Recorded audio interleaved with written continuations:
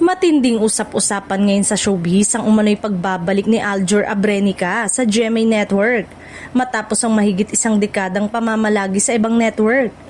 Ayon sa mga lumulutang na balita, balik kapuso na raw ang aktor na nakatakdang gumanap bilang kontrabida sa bagong action series ng GMA na may titulong Task Force Firewall na inaasang magiging isa sa malalaking proyekto ng network ngayong 2026.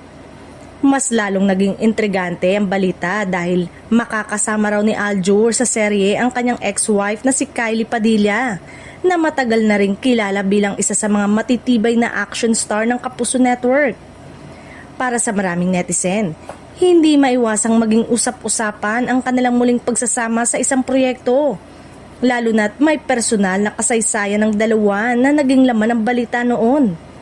Bukod kina Aljur at Kylie, bibida rin sa serye si Miguel Tan Felix na patuloy na pinapanday ang GMA bilang isa sa mga pangunahing leading men ng kanyang henerasyon.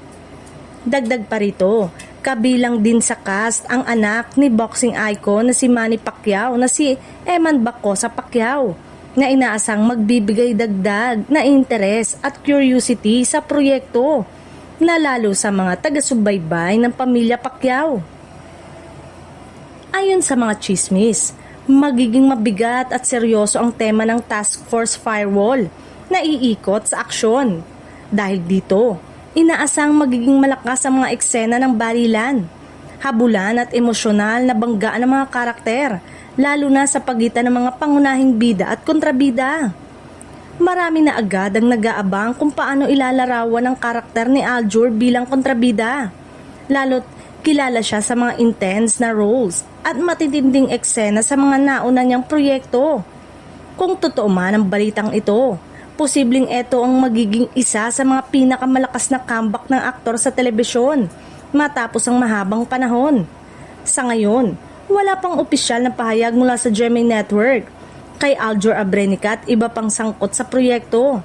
Ngunit kung mapapatunayan ng chika, siguradong magiging mainit na usapin at isa ito sa mga aabangan ng mga manonood kapag ipinalabas na ito sa GMA Prime ngayong 2026.